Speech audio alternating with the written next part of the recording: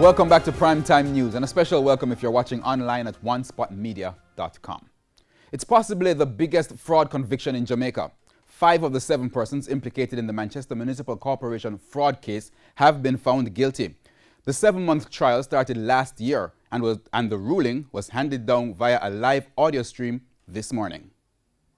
Parish Judge Anne-Marie Granger gave the ruling in an over 4-hour-long summation streamed live on the Parish Court's website.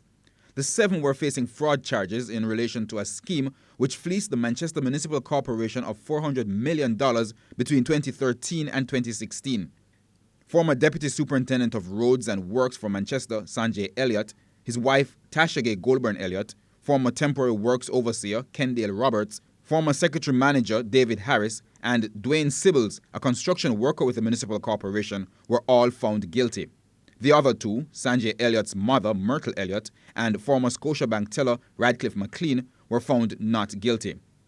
Prosecutors had argued that between 2013 and 2016, Mr. Sanjay Elliott and his co-accused were involved in an elaborate scheme where fraudulent contracts for works and water delivery were created. Check payments were then made out to their friends, sometimes without their knowledge, for works that were never done.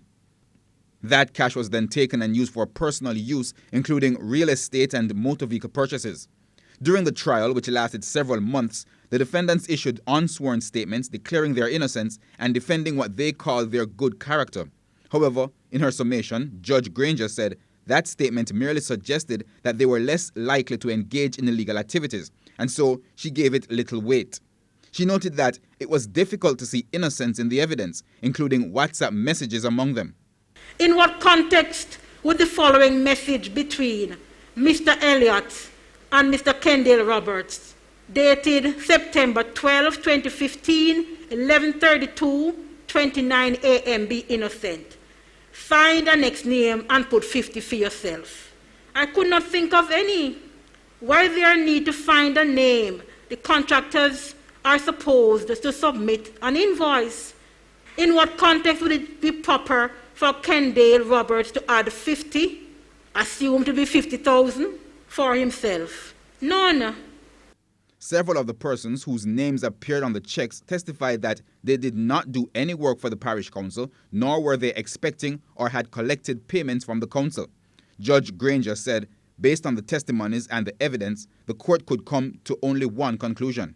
The reasonable inference to be drawn is that Mr. Elliott, as well as Mr. Harris, arbitrarily selected these so-called contractors.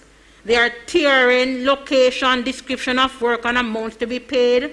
Information is sent to Mr. Kendale Roberts, who processed the information sent, signed off on the invoices which were done in the names of persons who said they did not do the jobs on behalf of the council.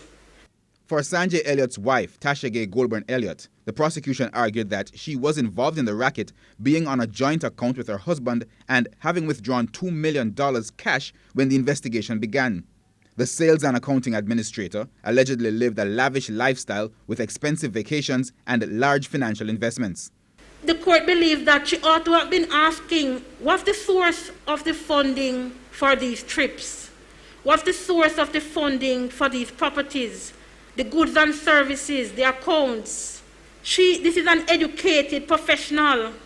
I believe that the evidence as presented in relation to Mrs. Goulburn Elliott gives rise to a reasonable inference that she had knowledge that these monies represented the benefits from her husband's criminal conduct. For Radcliffe McLean, the court ruled that while he encashed some of the checks presented, there was not enough evidence to conclude that he was aware of any fraudulent activities, and so he was acquitted. Sanjay's mother, Myrtle Elliott, was also acquitted, as the court also said there was no evidence that she was aware of any criminal activities involving her son. Charges against Sanjay's father, Eduardo Elliott, were dropped in January, as the judge ruled that the senior Elliott did not have the requisite knowledge of the matters being brought against him and therefore could not properly be convicted of the charges. The 5 convicted are to return to court on July 27 for sentencing.